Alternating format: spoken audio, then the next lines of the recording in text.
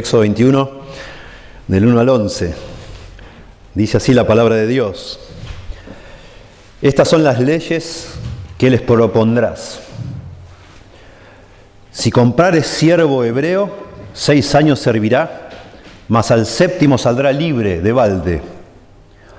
Si entró solo, solo saldrá. Si tenía mujer, saldrá él y su mujer con él. Si su amo le hubiere dado mujer y ella le diere hijos e hijas, la mujer y sus hijos serán de su amo, él saldrá solo. Y si el siervo dijere, yo amo a mi señor, a mi mujer y a mis hijos, no saldré libre.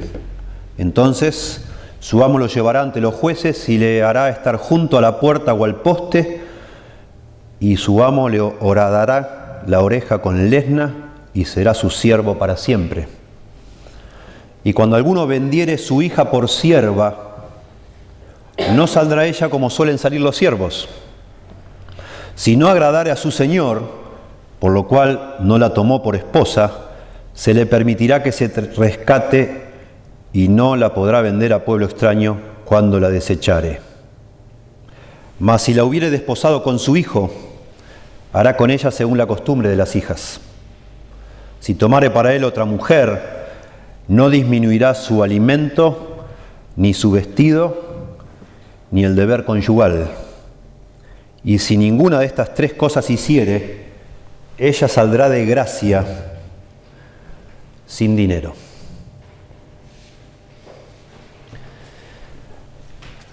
Es un texto asombroso de la Biblia, por lo menos para nosotros hoy, rarísimo. Yo he puesto de título a la explicación de este texto, las obligaciones del matrimonio. El deber conyugal o las obligaciones del matrimonio. Y quiero hablar de eso, especialmente por el motivo de que la última vez que hablé acá hace 2 semanas, hablando en Eclesiastés, ahí hablaba de que gocemos de la vida con la mujer que amamos. Y después, bueno, ahí hubo una aplicación fuerte en cuanto a los que acá están no casados, que se casen, que busquen la forma de casarse.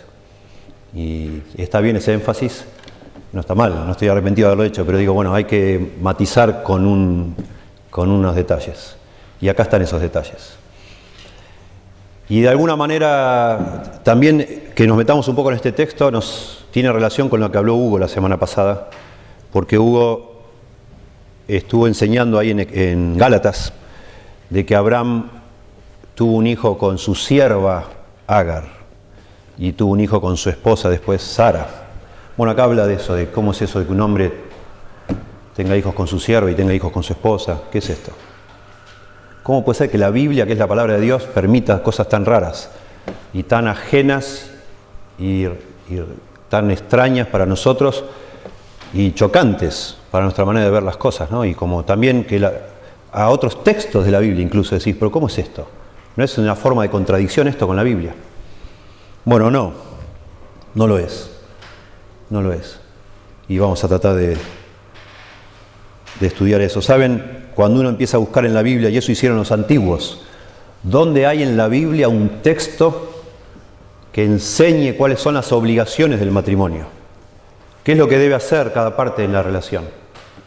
¿Qué le toca al hombre, sobre todo, en la relación del matrimonio? ¿Qué es lo que debe él cumplir, digamos? Cuando se hace el pacto del matrimonio, porque el matrimonio es un pacto, que es como un contrato sagrado, ¿cuáles son los términos de ese contrato? ¿Dónde están en la Biblia los términos de ese contrato? ¿Están en algún lado? Cuando nosotros presenciamos una boda, es el momento de los votos, donde cada una de las contrayentes se expresan en forma concreta a qué se están comprometiendo. ¿De dónde sacamos esos votos? ¿De dónde han salido eso? ¿Sale de la Biblia? ¿De dónde sale? ¿Por qué la gente se promete lo que se promete? Bueno, es una buena pregunta, y la verdad es que los antiguos, los judíos sobre todo en la antigüedad, entendiendo que Dios había inventado el matrimonio y que sale de la Biblia, han buscado por toda la Biblia, encontrando a ver si en algún lado existe cuáles son las obligaciones que un hombre tiene hacia su esposa y su esposa hacia ese hombre. Y ellos coincidieron en la antigüedad que acá está ese texto, aunque les parezca a ustedes mentira, pero acá está ese texto. Y vamos al final, por supuesto, sobre todo versos 10 y 11. Y toda la legislación escrita por los judíos basada en la Biblia sobre el tema de las obligaciones en el matrimonio ha sido sacado de estos dos versículos. Y de hecho los judíos, en los escritos de ellos llamados el Talmud, establecen de acuerdo a estos dos versículos cuáles son las razones por las que un hombre legalmente se puede divorciar de su esposa. Ellos sacan acá 3 razones, acá están las 3.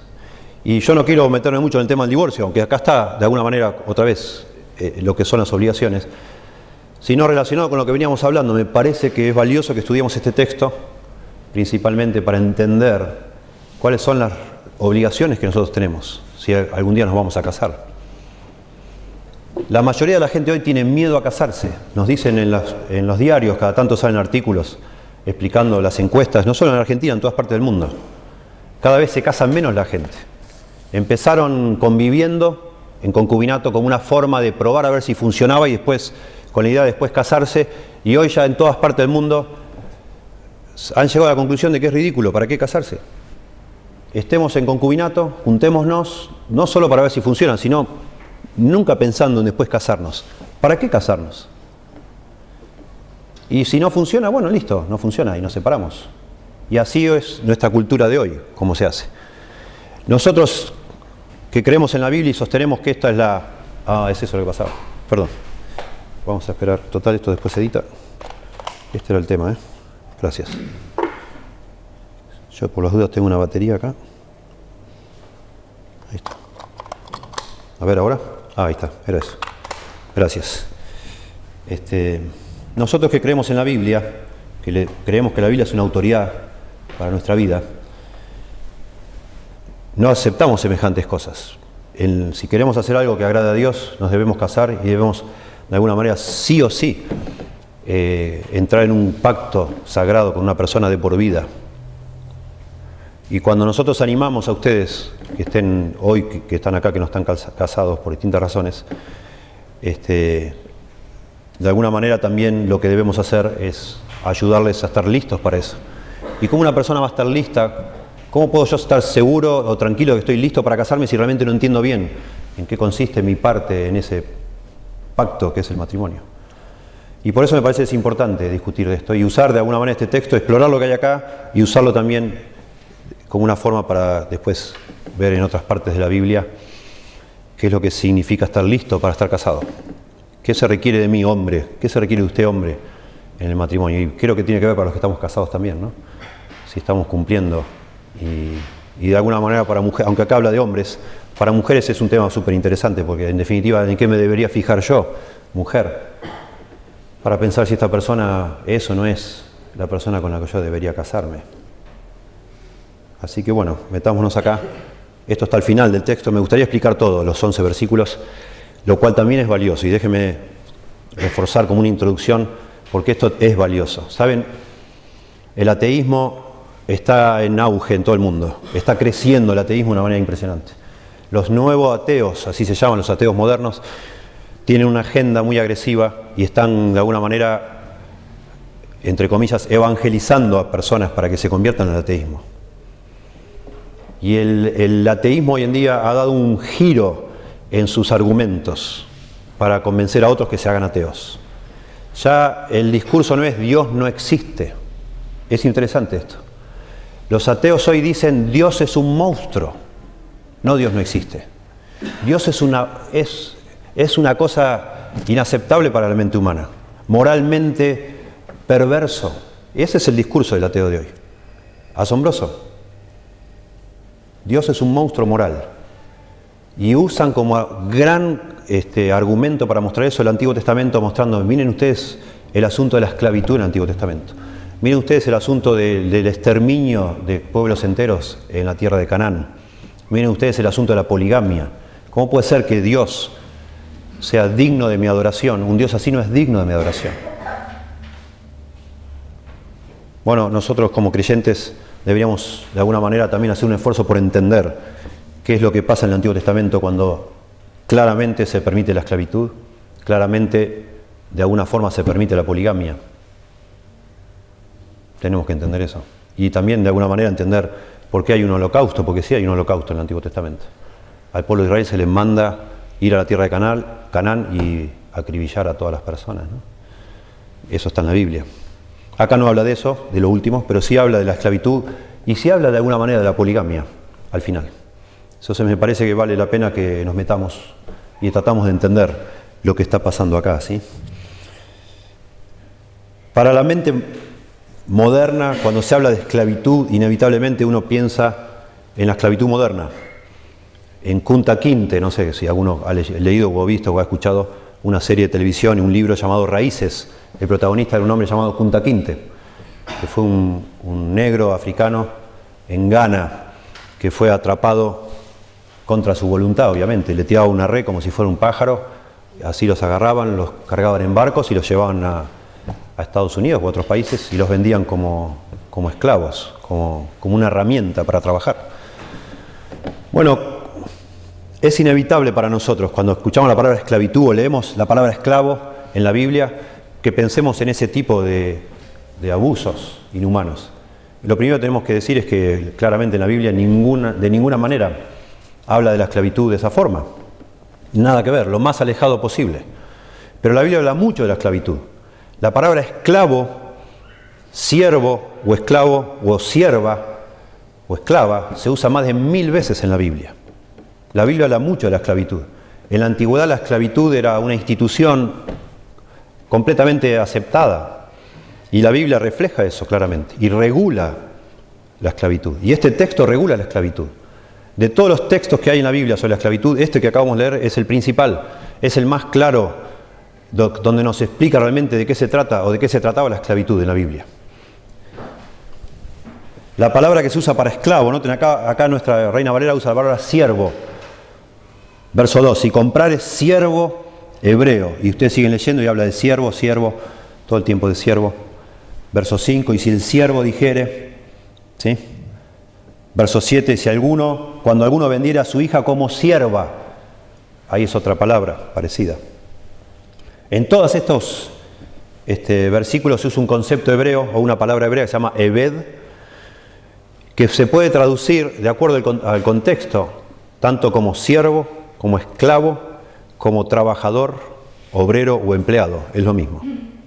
No existe de hecho otra palabra para hablar de un obrero que no sea esta, eved. Interesante. Por otro lado también se habla de la palabra amo. Acá habla, verso 4 por ejemplo, si su amo le hubiera dado mujer, etcétera, etcétera. La palabra amo en hebreo, Baal. La palabra amo significa patrón, jefe, empleador, dueño, maestro. Se usa para un montón de situaciones, lo mismo. La palabra comprar y vender, acá se habla de comprar y vender. Verso 2, si comprar es siervo hebreo.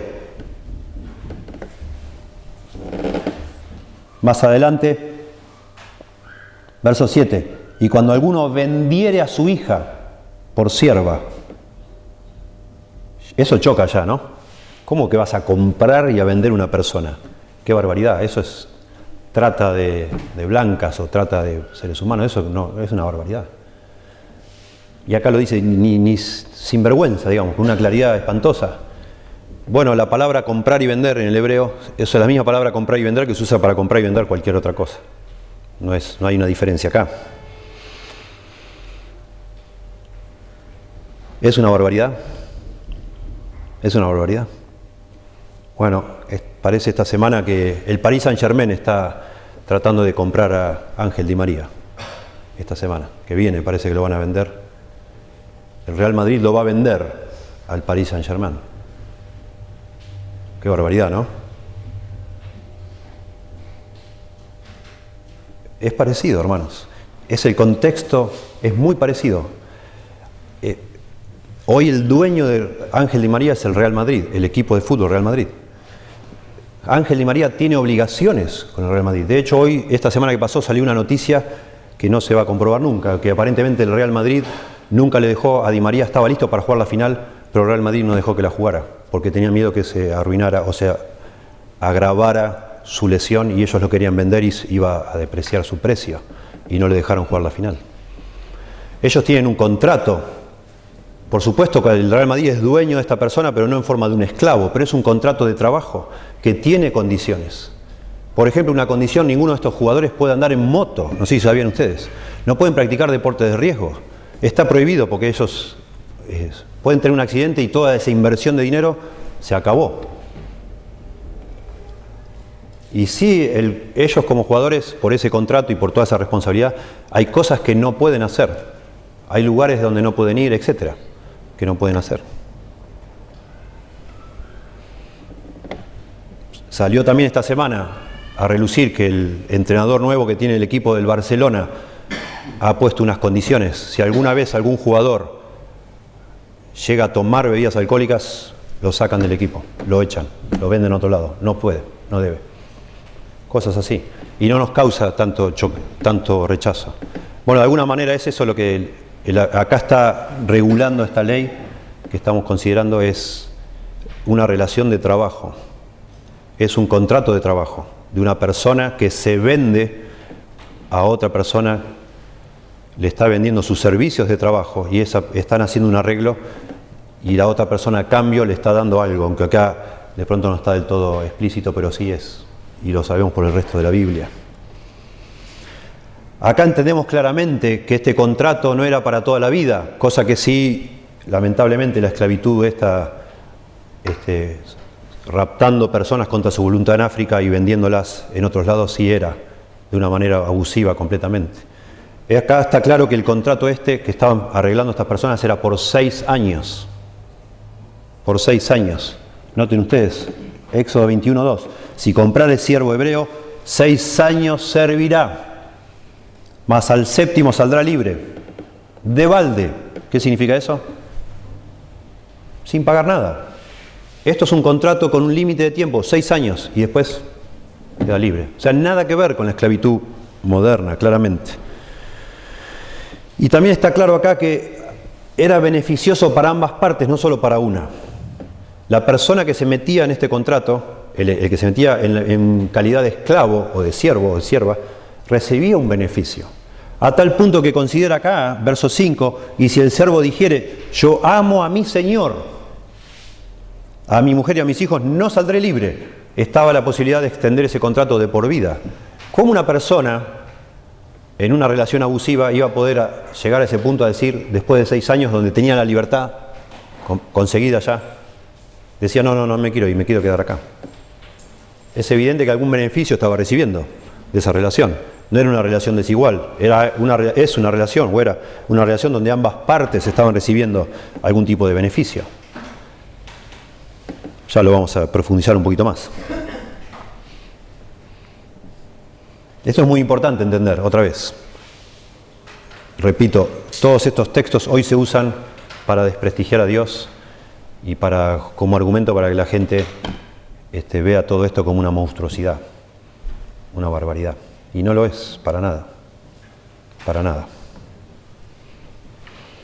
Tenemos que recordar también, por último, como argumento, y ya nos metemos acá, un poco a analizar, que en la antigüedad las industrias, absolutamente todas las industrias, eran, como llamamos hoy, pymes, pequeñas y medianas empresas. Bueno, eran casi todas pyes, pequeñas o PES, pequeñas empresas, nada más.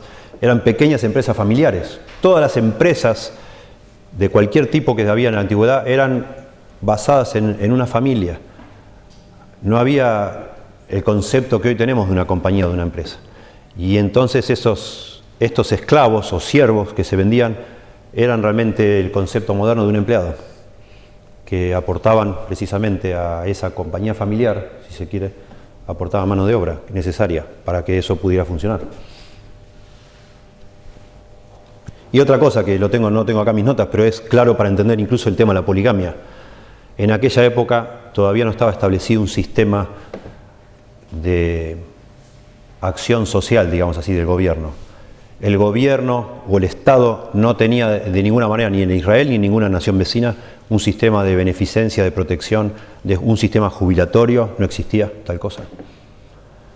No había un plan de no sé, procrear, plan, no sé, la caja del pan que había antiguamente, o no sé qué planes que inventan cada tanto según el gobierno, de que una persona de repente se queda sin nada, va, golpea ahí en la municipalidad y le dan algo y lo ayudan. No existía eso. No existía. Y como pasa hoy y pasó toda la vida, a una persona le podía suceder, o porque era un mal administrador que se quedaba de golpe sin nada, se quebraba y quedaba sin nada y no tenía para comer al día siguiente. Podía pasar por una desgracia, por lo que sea, podía suceder que se quedaba sin nada y no había una municipalidad donde ir a golpear para que me den algo. La alternativa antigua de eso era ir a golpear al hombre que yo sabía que estaba produciendo, no sé, lo que sea, lana en mi barrio, ahí en mi zona, en mi pueblito. Y le iba a decir, no, necesitas un obrero más. Y no, allá en aquella época no era, bueno, vení mañana de 8, ¿te parece de 8 a 4 de la tarde? Oh, perfecto, no existía eso. Porque yo no tenía para comer, nada de 8 a 4 de la tarde, nada. Necesito una casa, necesito que me atiendas, por favor, acógeme. Y me vendía entonces yo por esclavo. Noten acá que cuando empieza, dice el capítulo 21, verso 2, si comprares siervo hebreo. Acá no está basado en un tema étnico, de que yo soy una raza superior, acá venimos y a esta persona que es de otro país inferior lo meto por esclavo, porque él no merece tener lo que yo tengo, porque es inferior por su raza. No, acá está hablando una persona, un argentino que se vende a otro argentino para trabajar, porque si no se muere de hambre.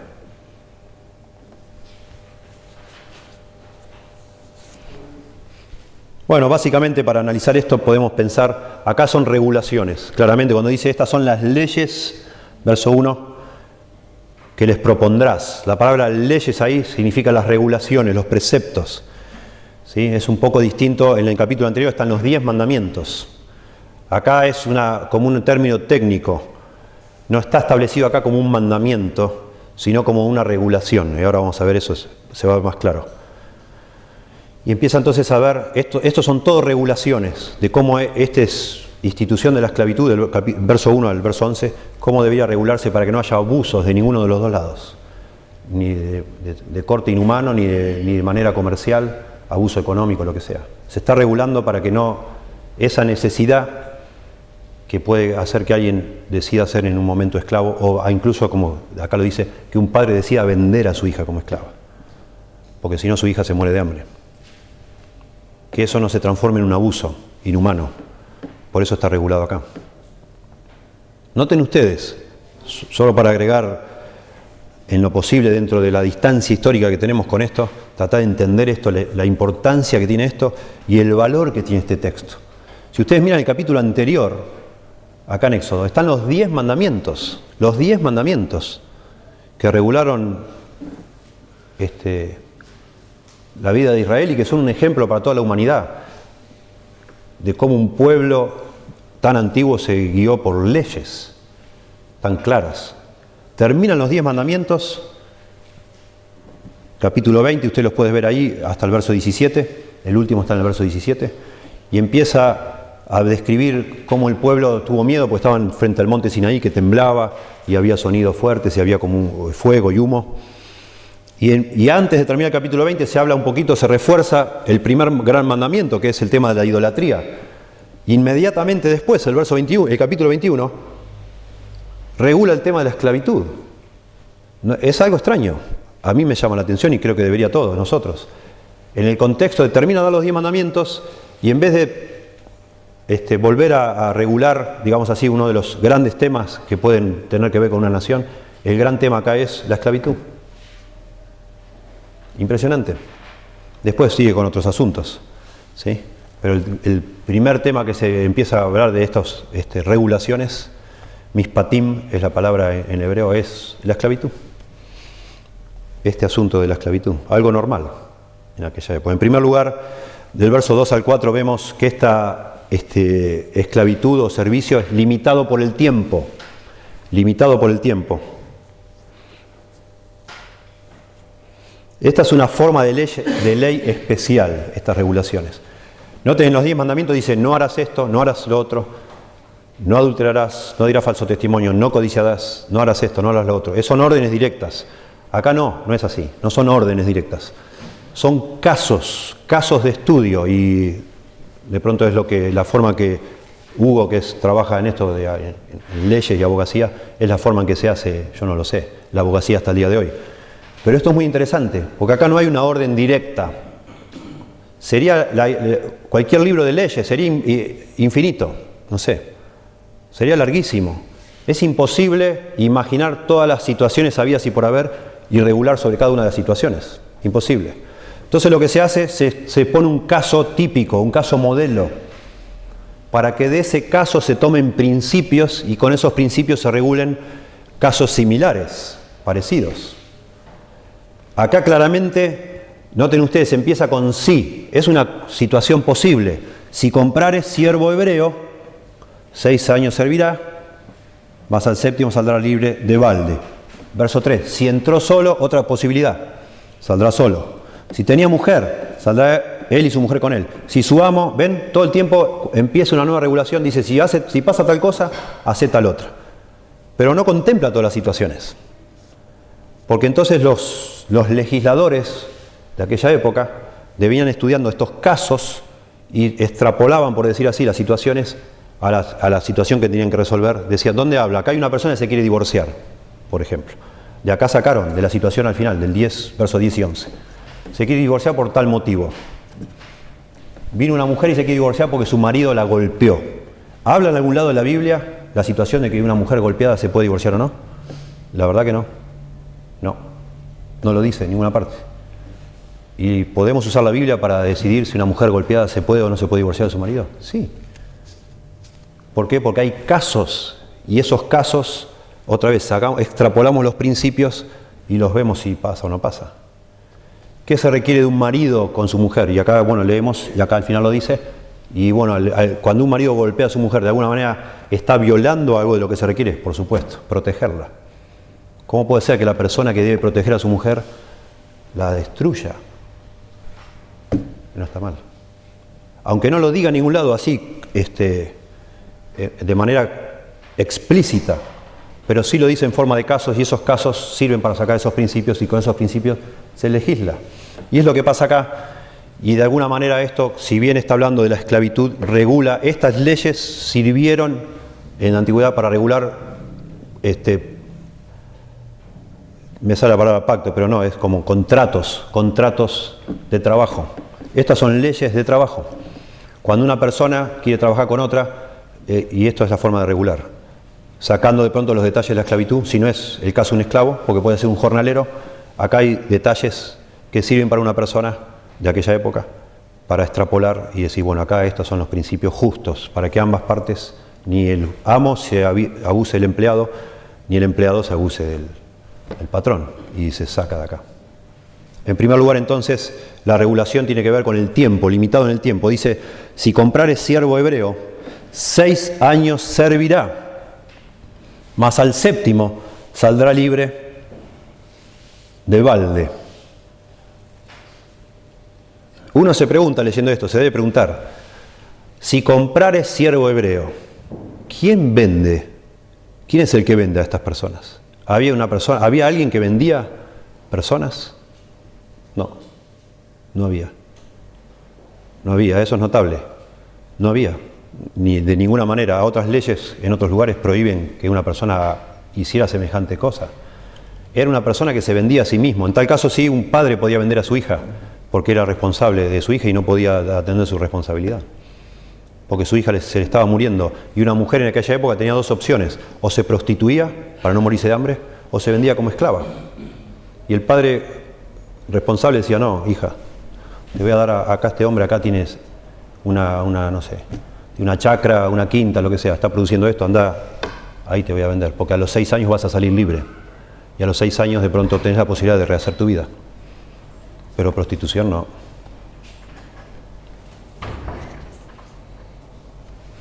Era un tema.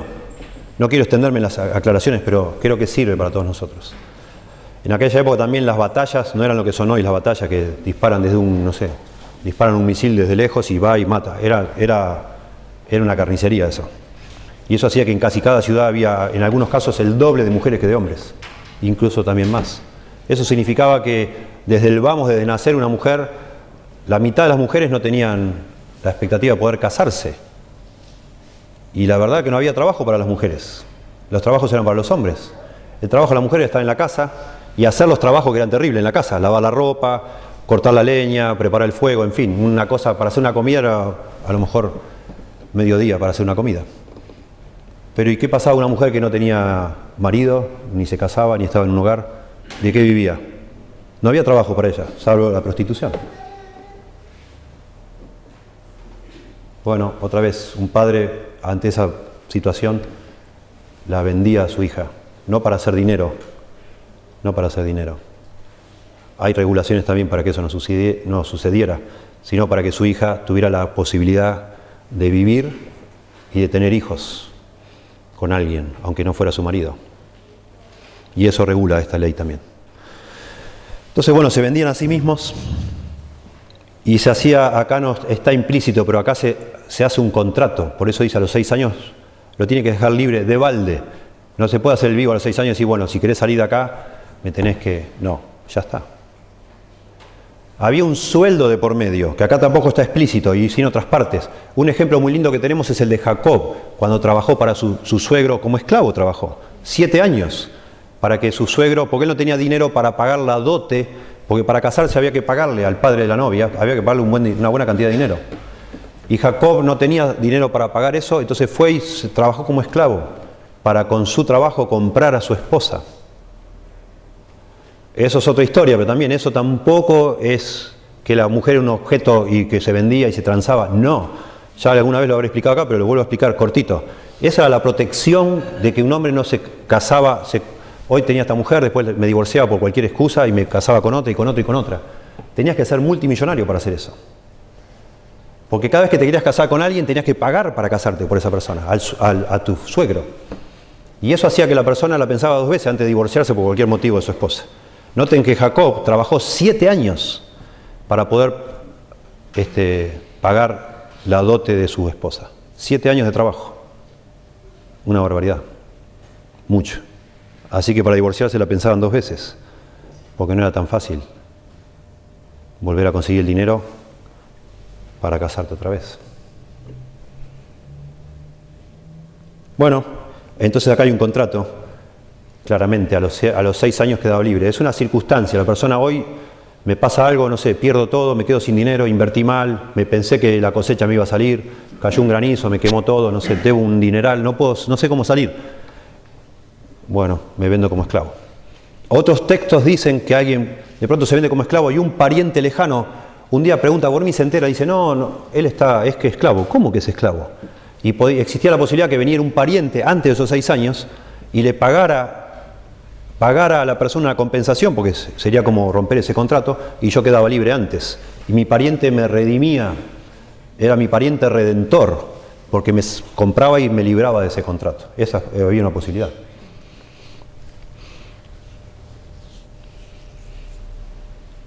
¿Y cómo le pagaban?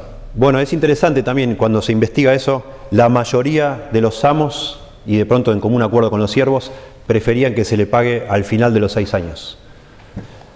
En vez de pagarle todas las semanas, porque el amo le daba la casa y le daba la comida, le daba lo necesario para vivir, a cambio del trabajo de este hombre, que no era 8 horas por día, no existía tal cosa, era trabajo.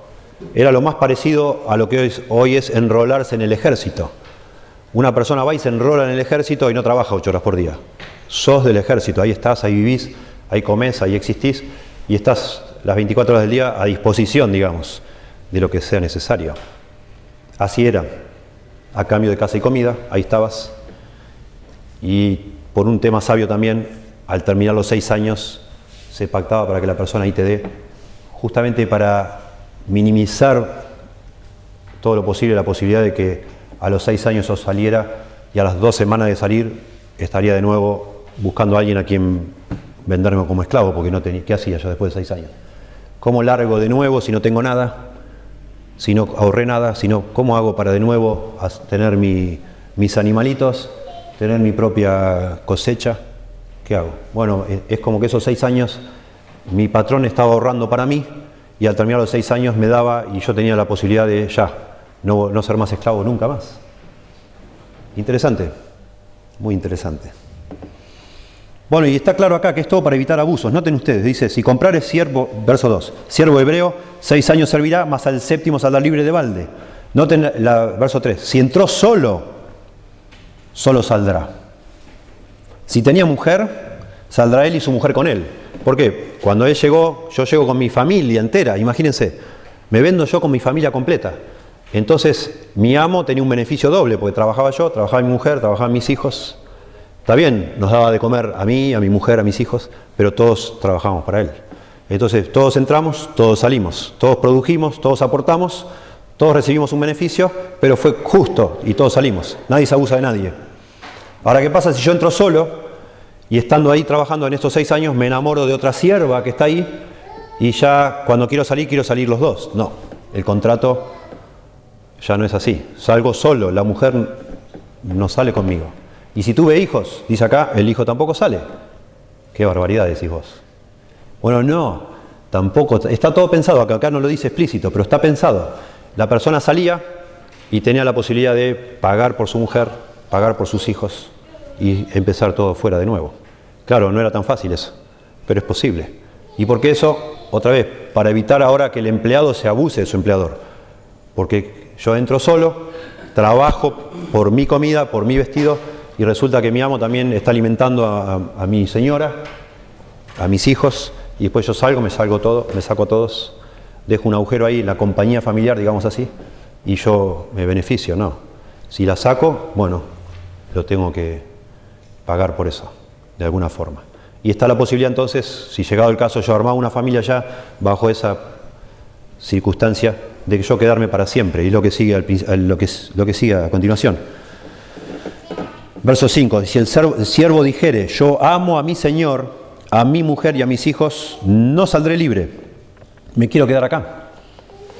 Entonces su amo lo llevará ante los jueces y le hará estar junto a la puerta o al poste, y su amo le horadará la oreja con una lesna y será su siervo para siempre. Noten que esto es algo muy serio, se lleva delante de los jueces para otra vez evitar el abuso, que alguien manipule una situación y diga, bueno, este hombre quiso ser mi esclavo para siempre, yo me estoy usando de él. Y el hombre nunca quiso nada, lo presionaron para que así sea. Entonces tiene que ir a los jueces interrogan al hombre, ¿es verdad que usted quiere quedarse con sí? Sí, yo quiero estar acá, este hombre es un hombre justo. En otros textos, en Deuteronomio, explica acá, habla de que amare a su mujer y a sus hijos. Y acá el verso 5 dice, yo amo a mi Señor. En Deuteronomio habla que un hombre que se siente tan bien cuidado, tan bien tratado, que se da cuenta que salir, después de 6 años, salir a pelearla, va a ser más complicado que seguir ahí. Es mucho más lindo seguir ahí. Ya se hizo su vida ahí, ya tiene su casita, su comida. Y me tratan bien, humanamente, justo. ¿Qué es esto de querer ser independiente todo el tiempo y salir ahí y ni saber si voy a comer cada día? Y se queda. Pero eso implica ya una cosa muy seria. Entonces, frente a testigos, esa persona se compromete, se hace un contrato distinto de por vida y se le hace una señal que es imborrable, que tampoco es inhumano, porque es acá no, en el lóbulo de la oreja se le hacía una marca, como con un formón, se le hacía una marca para que cualquier persona supiera que ese hombre se había entregado como esclavo. Y es una palabra muy linda porque la idea es esclavo por amor. Y eso es lo que el Nuevo Testamento rescata, ese concepto, cuando dice que nosotros, ahora que Cristo ha muerto por nosotros ahora somos esclavos de Cristo, por amor a Cristo.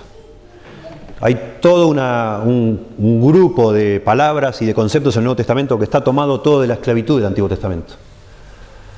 Ese pariente que se enteraba que yo estaba esclavo y que me podía venir y comprarme y redimirme pagando un precio, ese es Jesucristo para nosotros.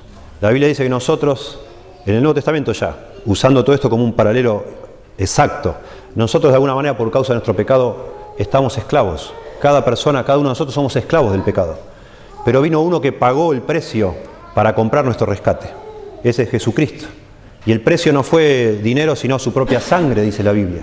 Su preciosa sangre, un precio, pagó de lo que no valemos el Señor por nosotros. Para rescatarnos. Esa es la palabra redentor. Por eso Jesucristo se llama el Redentor. El Redentor es ese pariente que viene, paga por mí para dejarme libre. No es que paga por mí, no es que viene un pariente, paga por mí y entonces ahora yo soy su esclavo. No. Paga por mí para dejarme libre. Esa es la idea de la redención. Impresionante. Pero se espera de mí y se espera de cada uno de nosotros cristianos que ante el asombro de que alguien venga y pague lo que pagó Cristo por nosotros y nos deje libre, digamos no. yo entiendo, ya soy libre, pero ahora yo quiero por amor ser esclavo de Cristo. Y esa es la idea cuando la Biblia usa la palabra doulos, en el griego esclavo, es un esclavo por amor, uno que decide servir a Cristo porque dice, ¿qué amo me va a tratar mejor que este? ¿Quién va a ser capaz de morir por mí? ¿Quién va a ser capaz de hacer algo como hizo Cristo por mí? ¿A quién voy a qué voy a ir a hacer por ahí? Si yo entiendo, si Jesucristo fue capaz de hacer eso por mí, es capaz de hacer cualquier otra cosa. Y bueno, yo quiero estar bajo este amo. Bueno, volviendo acá. Entonces este servicio o esclavitud era limitado por el tiempo. Existía la posibilidad de que sea permanente, pero solo si era voluntario, lo que acabamos de ver. Y en tercer lugar, y esto es lo que nos interesa, del verso 7 al final, nos dice que la esclavitud femenina era protegida de alguna manera, no era cualquier cosa. Esto se presta, todos entendemos, para un abuso con ciertas connotaciones que son muy desagradables. Que un amo tenga derecho sobre una mujer. Bueno, acá hay que regular y de otra manera mucho más detallada, y eso es lo que sigue el verso 7. Cuando alguno vendiere a su hija por sierva, no saldrá ella como suelen salir los siervos. Noten acá la circunstancia, un padre vende a su hija. Nosotros decíamos que una persona se vendía a sí misma. ¿Y existe tal cosa como una mujer vendiéndose a sí misma? No. No, porque la mujer, mientras está soltera, está bajo la autoridad de su padre. Y otra vez era inconcebible en aquella cultura permanecer soltero de por vida, ¿no? Era inconcebible. No había forma de vivir de esa forma. No había manera. Entonces, acá es el padre que ve que la hija no se casa, nadie vino a pagar por su hija la dote, no hay cosas a la vista y no hay forma de resolver la vida de su hija y hay necesidad. Y dice, bueno, la vende por esclava, como esclava, a su hija, como sierva. Dice, noten ustedes, no saldrá ella como suelen salir los siervos. Esto de salir es a los 6 años, que queda libre y sale. Esta persona, una mujer que se vende como sierva, las regulaciones son distintas a lo que está diciendo acá. No es que tiene que estar 6 años y después sale automáticamente. Y acá explica, si no agradare a su señor, el hombre que la compró, la compra y dice, bueno, qué bien, esta mujer me sirve para trabajar acá, para, no sé, planchar la ropa o para cosechar la frutilla, lo que sea, pero no me gusta como esposa. Yo no quiero casarme con ella, no me interesa. Solo la quiero como trabajadora. No, dice acá. Acá está contemplando la posibilidad de un contrato distinto, donde el padre que vende a su hija quiere estar seguro que su hija no solo va a recibir comida, abrigo como esclava, sino que va a ser tratada como una esposa. Porque el padre le preocupa eso, que su hija tenga hijos. Porque eso es lo que una mujer esperaba en esa cultura, en esa época. No tener hijos era y lo vemos en el Antiguo Testamento, con mujeres que eran estériles, era una calamidad terrible, era como una condena. Y entonces acá está la posibilidad que el padre la vende con se firma un contrato para que esta mujer sea trabajadora, pero también pueda ser madre, y resulta que el amo que la compró quiere que sea trabajadora, pero no le interesa en lo más mínimo hacerla madre. Noten. Si no agradara a su señor, verso 8, por lo cual no la tomó por esposa, ahí la palabra es concubina, se le permitirá que se rescate y no la podrá vender a pueblo extraño cuando la deseche. Noten, una regulación. Dice, bueno, yo no la quiero. No puede agarrar a esa mujer y hacer negocio con ella para vendérsela a otro, y menos a pueblo extraño. Se permite que alguien la rescate, o sea, que venga otro y diga, a mí sí me interesa esta mujer por esposa.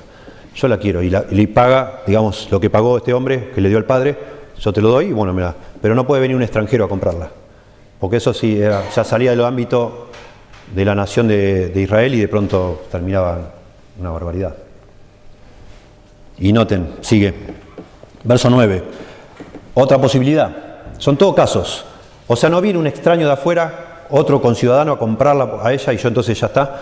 Sino que ahora el padre dice, bueno, nadie me la compra, yo no la quiero por mujer, pero el contrato decía que yo la tenía que hacer madre.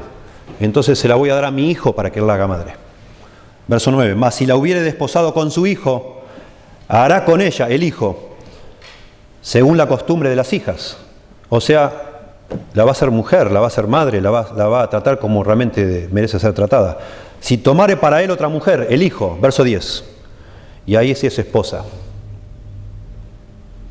no disminuirá su alimento, ni su vestido, ni el deber conyugal. Y acá están los deberes del matrimonio, según se entendieron en la cultura antigua. Este hombre que había aceptado de su padre esta sierva como concubina y la hizo madre, resulta que en algún momento entonces sí dice, bueno, ahora sí me voy a casar. Esto no era, es mi concubina, no era mi esposa. Ahora me quiero casar con una mujer.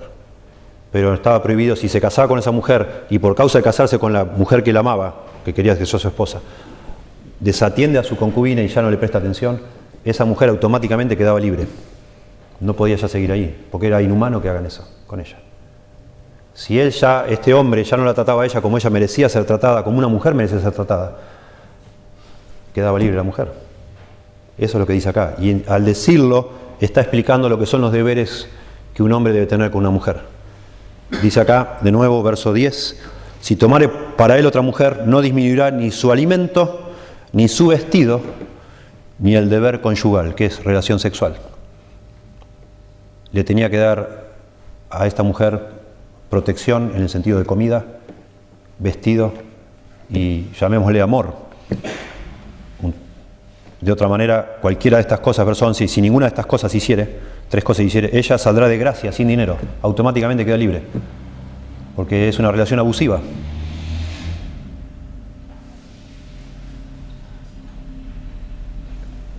Los arqueólogos han descubierto hasta el día de hoy 9 contratos matrimoniales de la antigüedad. 9. 5 en griego y 4 en arameo. Muy interesante, en los 9 contratos escritos se menciona comida y vestido y no se menciona sexo. Algunos dicen que no se menciona sexo porque en otras leyes era obligatorio que un hombre, la ley romana por ejemplo obligaba a un hombre que se casaba con su mujer, tenía que darle satisfacción sexual. La razón puede ser otra, que es un tema de delicadeza. En aquella época, como hoy se habla así, sin ningún tipo de vergüenza, aún mismo yo estoy mencionando la palabra y ni me pongo ni nervioso. En otra época era algo de muy mal gusto. ¿Cómo voy a un contrato que se escribía y se escribía con la idea de que sea leído en público? Y no quedaba bien eso. Y en algunos de estos contratos se usan eufemismos y se da la idea de que el hombre la tiene que llevar a su casa. Eufemismo para... La tiene que llevar a su dormitorio. Listo, ya está claro, no hace falta decir más nada. Y interesante otra vez, de la obligación de un hombre con su mujer, y está claro por esto acá en la Biblia y por otros textos, claramente, pero aunque están sueltos. Nosotros hombres, si nos casamos, tenemos que ser proveedores de nuestra casa, ser protectores. Claramente, el tema del vestido implica no solo el vestido, sino implica proteger en cuanto a todo tipo de cosas, darle un techo a nuestras esposas, a nuestra familia y ser quien les protege. ¿Sí? Nosotros debemos cuidar a nuestras esposas y eso es una obligación, no es una opción. Y si una persona no cumple con eso, en la ley antigua la mujer podía reclamar para quedarse libre. Este hombre no me atiende, no hace nada por mí, me usa.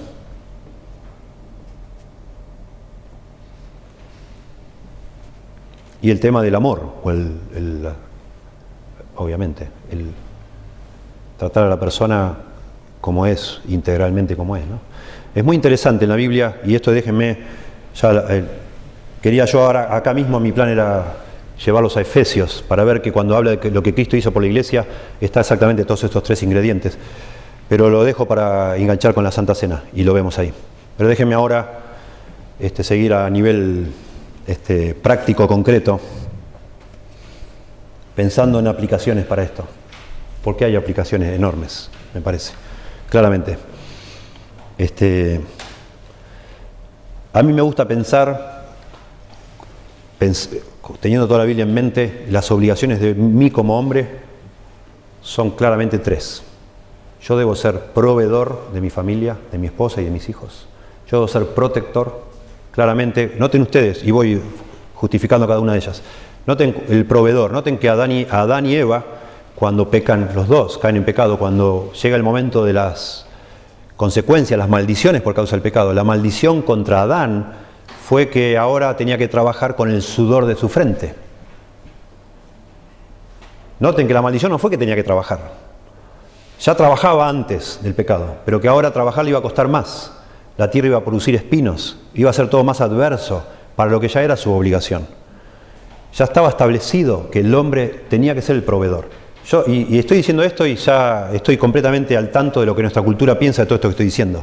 Es una barbaridad. Son estereotipos de los cuales tenemos que librarnos, dicen hoy. Que eso es todo completamente fuera de época y abusivo. Bueno, la Biblia así lo dice. Y yo les digo otra vez, enganchando con lo que dijimos al principio, de ese temor que la gente en nuestra cultura tiene al matrimonio, si no se definen claramente los roles, vas de seguro al fracaso. La Biblia es clara en eso, Dios sabe. Y de alguna manera que yo no lo entiendo, pero está incorporado en nuestro ser interior. Cualquier mujer, hermano joven, muchachos que están acá, no sé, los que están ahí en la cabina de sonido, si hay, cualquier mujer el día que vos te cases va a esperar que vos seas proveedor. Tenés que ser proveedor. Y hay excepciones, no sé si quedás postrado en una cama, en un tratamiento, no sé, lo que sea, hay excepciones a eso, pero aún así hay un principio que no se debe violar y es, aún estando ahí en la cama, como sea que estás conectado con esas situaciones. Sea lo que sea, o te toca viajar, o no sé, te embarcaste, sos marino mercante y te vas 3 meses embarcado y cada 3 meses volvés, pero desde como sea, desde donde estés, estás al tanto de lo que está pasando. Si tus hijos comen o no comen, es tu responsabilidad, es mi responsabilidad. Y no renuncio a eso, no puedo renunciar a eso. Si no, soy un hombre. Es claro. Ser un hombre no se trata de ser un macho ahí, ganar todas las pulseadas y correr más rápido que todo en el barrio. Eso es una tontera. Ser un hombre está definido por la Biblia claramente por ser la persona que se hace cargo en una relación así. Hay un compromiso y mi rol es proveer, proteger y liderar. Y el de proteger también está claro. Los hombres, las mujeres no iban a la guerra. En la antigüedad ninguna mujer iba a la guerra. El hombre iba a la guerra. El hombre cuando está cuando están ambos en la cama y hay un ruidito, el hombre es el que se levanta a ver qué pasó. No la mujer. El hombre es el que discute con la persona que se quiere sobrepasar o con lo que sea. El hombre es el que da la cara, no la mujer. Está todo dado vuelta. Ustedes saben, nuestra cultura es terrible. Las mujeres son muy buenas defendiendo los derechos. Los hombres no. Unos masitas somos a veces. No puede ser. Y uno lo ve, y los que viajan en colectivo saben. Yo me acuerdo ya siendo cristiano, viajando en colectivo, veía situaciones. La primera que en un colectivo, adentro de un colectivo, ¿no? En Argentina. Hay una situación que no, irregular y alguien se está sobrepasando. La primera persona que va a saltar a poner las cosas en su lugar es una mujer. Y yo digo, ¿por qué? No debe ser. No debe ser. ¿No? En los noticieros, usted ve. Ahí cuando hay que protestar, la mujer ahí está protestando. Indignada y ya qué vergüenza ni vergüenza los hombres. Uno dice, ¿dónde están los hombres? No sé. No estamos tratando de cambiar nuestra cultura argentina, no se trata, pero sí les quiero ayudar a cada uno de ustedes. Piense, hermano, muchacho, joven, varón. Todos queremos y todos en algún momento de nuestra vida soñamos con estar con una mujer agradable y todo lo que sea y casarse y tener una pareja hermosa, pero uno tiene que ser la persona indicada para eso. Y tiene que trabajar desde que sos pibe, si podés. Y si tu papá no se dio cuenta de eso y nunca te bajó líneas con eso y te insistió, bueno, ahora es el momento. Agarrá la Biblia y ponete las pilas con eso. Si uno no llega al punto en que pueda hacerse cargo de la vida de otra persona y eventualmente de los que vengan después de esa relación, y no está listo para casarse, no te cases. Va a ser terrible tu casamiento, tu matrimonio. Pero al decir esto estoy diciendo, hay formas de prepararse para eso. Por supuesto que sí. Lo ideal es que tu papá te haya ido preparando paulatinamente mientras crecías. Desde chiquitito te enseñaba a ser responsable de las cosas. Y ahí ibas creciendo y cada vez esas responsabilidades aumentaban, enseñándote que eso es ser hombre. Hacerte cargo de las cosas. Tener cuidado, ser responsable. Para mí, ser un hombre se resume en la palabra responsabilidad. Un hombre es el que se hace responsable de algo. De hecho, eso es la definición para mí de un líder. Un líder es el que se hace cargo de las cosas. Noten que cuando Adán y Eva pecaron, la culpa fue de Eva, la principal. Después lo dice en el Nuevo Testamento. Eva pecó primero y ella lo sedujo a Adán para pecar. Pero cuando Dios aparece en el huerto, no le dijo, Eva, ¿qué hiciste? No. Dios apareció en el huerto y se fue directamente a hablar con Adán. ¿Por qué? Porque Adán era el responsable de esa relación. Porque era el hombre. Y eres el responsable. Eso significa ser cabeza según la Biblia. Cuando dice que el hombre es cabeza de la mujer, no es para tenerla como una esclava, sino es que vos sos el responsable. Y para eso hay que prepararse. Por supuesto, cuanto más preparado estés, mejor, más suave y más lindo va a ser tu matrimonio. Y si ya estamos casados y nos damos cuenta que en realidad te pones a analizar y decís, bueno, la verdad yo no estoy a cargo de demasiadas cosas en casa. Bueno, habla con tu señora, pero sería bueno que te hagas cargo. En el sentido de que seas responsable. El responsable no quiere decir que hace todo. Puede delegar algo, pero es el responsable final. Es el responsable. Eso significa, ¿verdad? Ser hombre. Y está claro en la Biblia. Si yo tengo una compañía, es un ejemplo que se me ocurre también, tengo una compañía, tengo 2 empleados, vamos a una casa, no sé, a hacer arreglos, a poner durlo, como hace Javier, o a pintar, y uno de mis empleados, no sé, rompe algo. ¿Quién es responsable? Yo soy responsable. Y la persona de la casa me va... Yo no tengo que hacer todo, de pronto yo estoy con mi camioneta, yendo de uno al otro, tratando de conseguir nuevos trabajos, y dejar a los empleados haciendo trabajo, y yo estoy tratando de buscar otras cosas para hacer, o estoy, no sé, lo que sea. No estoy ahí, pero soy el responsable. Me gusta ese ejemplo. Es así.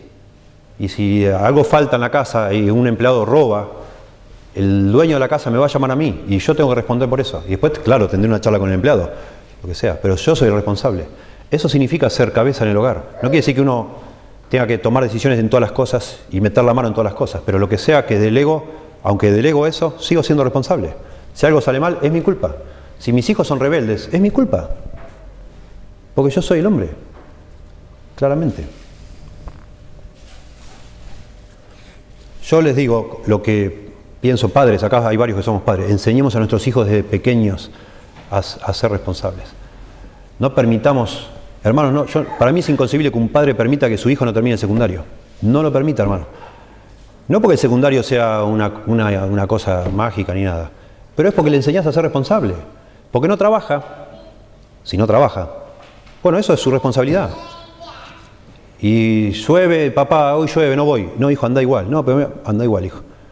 Podría faltar, porque tiene ciertas faltas, pero yo quiero enseñarle a ser responsable. Papá, no tengo ganas de hacer esto. Hijo, hacelo sin querer. Siempre nos reímos en casa, es mi frase, hacelo sin querer, porque suena como raro. No quiero. Bueno, no importa, hacelo sin querer. Y porque al final de cuentas eso es lo que es la vida, hacer las cosas aunque uno no quiera. ¿Verdad? Bueno.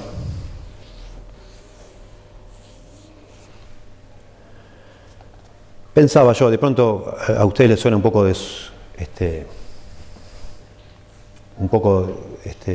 desenfocado tanto énfasis, yo no creo.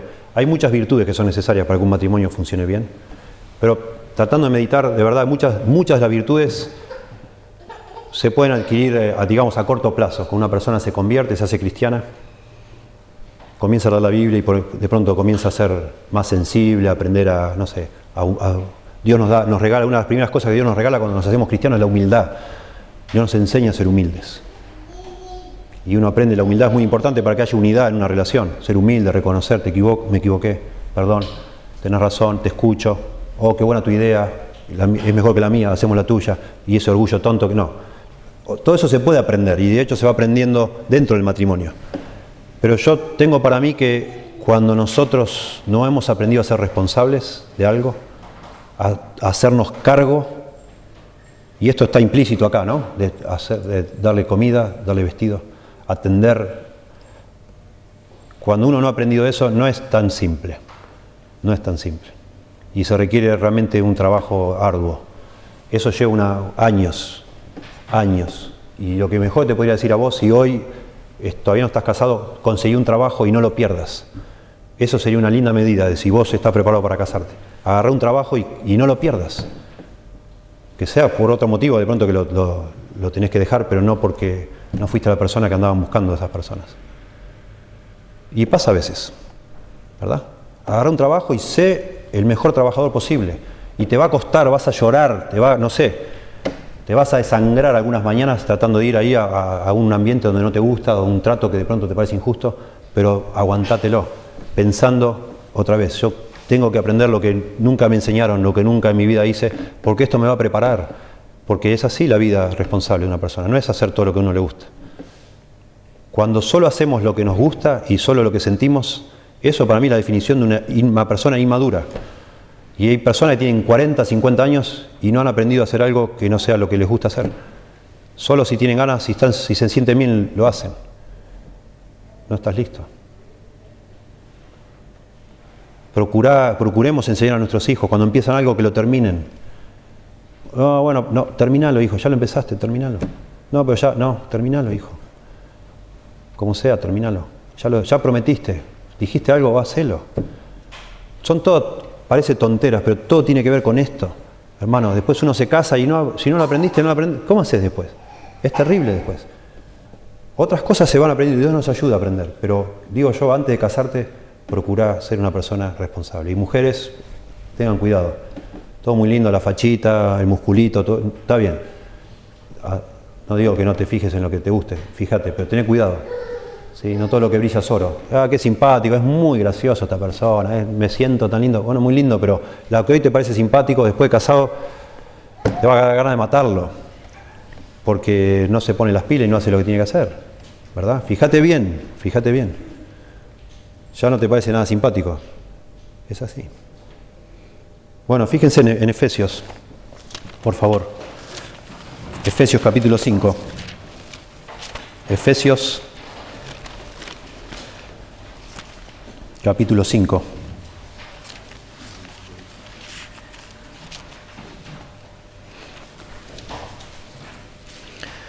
Está hablando de Jesucristo.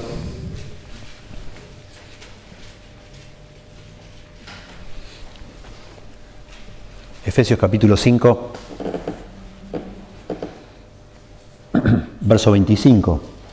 Efesios 5, 25 dice: maridos, amad a vuestras mujeres, así como Cristo amó a la iglesia y se entregó a sí mismo por ella. Verso 26, para santificarla, habiéndola purificado en el lavamiento del agua por la palabra, a fin de presentársela a sí mismo una iglesia gloriosa que no tuviese mancha ni arruga ni cosa semejante, sino que fuese santa y sin mancha. Así también los maridos deben amar a sus mujeres como a sus mismos cuerpos. El que ama a su mujer a sí mismo se ama, porque nadie aborreció jamás su propia carne, sino que la sustenta y la cuida, como también Cristo a la iglesia. Es una metáfora maravillosa que usa la Biblia, que dice que la iglesia es la esposa de Cristo. Y la usa, e incluso hablando de eventos futuros, de experiencias que nosotros como iglesia vamos a tener un día cuando veamos a Cristo en el cielo. Habla que algún día va a haber una fiesta de bodas en el cielo, las bodas del Cordero, Jesucristo casándose con nosotros, la iglesia. Y usa todo eso y una analogía y la expande enormemente. Y acá se nos dice a los maridos que el modelo nuestro para amar a nuestras esposas es Jesucristo. Que deberíamos amar a nuestras esposas como Cristo, siendo esposo, amó a la iglesia como esposa. Y acá están los tres ingredientes: de comida, de vestido y de amor. Están los tres: de darle sustento, ¿sí? De cuidar, lo que hablaba del vestido es de cuidar, y del amor. Noten ustedes, habla del amor, dice el verso 25, Cristo amó a la iglesia y se entregó a sí mismo por ella. El amor más grande que se puede hablar, dice la Biblia, que alguien muera por otro. Jesucristo murió por la iglesia, para santificarla, habiéndola purificado. Y acá empieza a hablar como una analogía de un vestido de novia.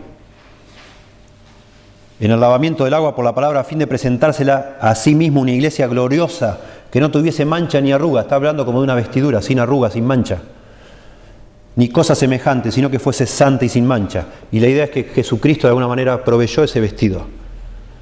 Algunos expertos incluso dicen, del idioma hebreo, que cuando habla ya en Efesios capítulo 21 que leímos, cuando dice de vestido, está hablando de un vestido de fiesta, no es vestido cualquiera, dando a entender que esa persona otra vez provee no solo de lo necesario, sino que otra vez habla de más que eso, de un cuidado que se extiende, digamos, a las necesidades básicas.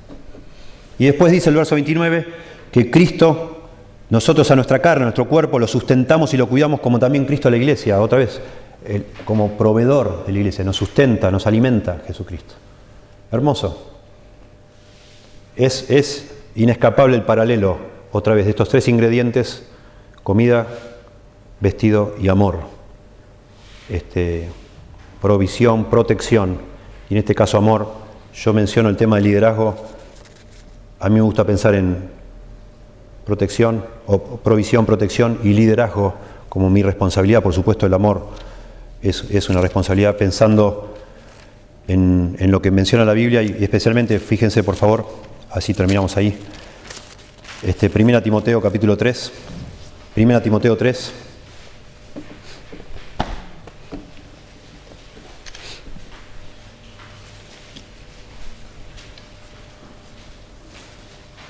Primera Timoteo capítulo 3 dice, está hablando de los requisitos de un pastor, para que la iglesia sepa a quién debe elegir como pastor y a quién no. Y entre todos los requisitos dice, verso 4, que gobierne bien su casa, que tenga a sus hijos en sujeción con toda honestidad, porque el que no sabe gobernar su propia casa, ¿cómo cuidará de la iglesia de Dios? Noten que un hombre, está diciendo acá que el pastor debe ser un hombre ejemplar, irreprensible. Y entre todos esos detalles de lo que es ser ejemplar, dice que este hombre debe ser un buen marido y un buen padre.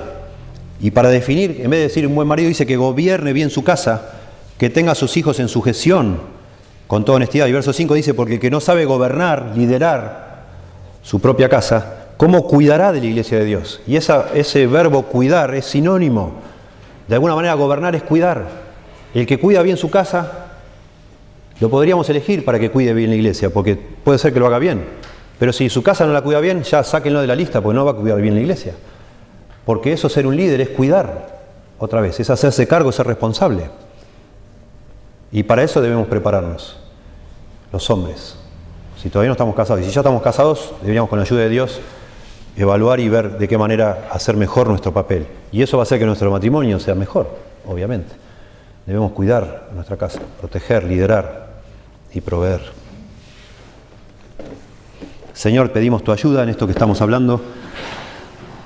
Por favor, realmente hay un peso en nuestro corazón, en mi corazón particularmente, de ver tantos jóvenes en las iglesias, nuestras queridas iglesias, donde se predica tu palabra, donde se enseña, tantos jóvenes que, igual a los jóvenes que están fuera, tienen miedo a casarse, que permanecen solos por tiempo indefinido, solteros, apoyándose en otros jóvenes, quizás en el grupo de jóvenes, en sus amistades, pero postergando indefinidamente el matrimonio.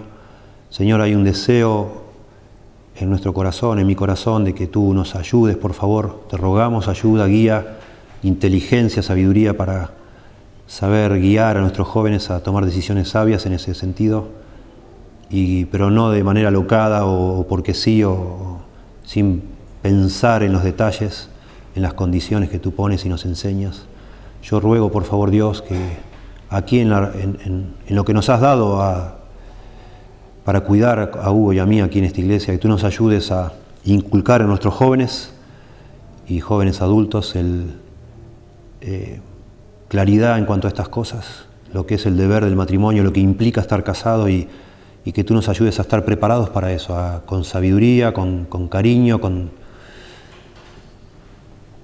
ternura, a ir guiando a cada uno de los que necesitan esa guía para llegue el momento que estén listos para, con tu guía, encontrar una mujer y casarse, Señor. Y también rogamos por las mujeres que están aquí, que por favor tú también les concedas poder compartir el resto de sus vidas con hombres, que sean hombres, Señor, en el sentido que tú lo dices. Por favor, Señor, ayúdanos con nuestros hijos y a todos los que estamos aquí casados, Señor, ayúdanos, por favor, a hacer lo que debemos ser, a arrepentirnos si hace falta, a buscar tu ayuda, Dios, para cumplir nuestro rol. Tú nunca nos vas a pedir algo que no nos des la capacidad de hacer, que tú nos ayudes a los hombres a realmente estar a cargo de nuestros hogares, a ser responsables, a no desentendernos, no distraernos de lo que nos toca, Señor, con tu ayuda. Por favor, Señor.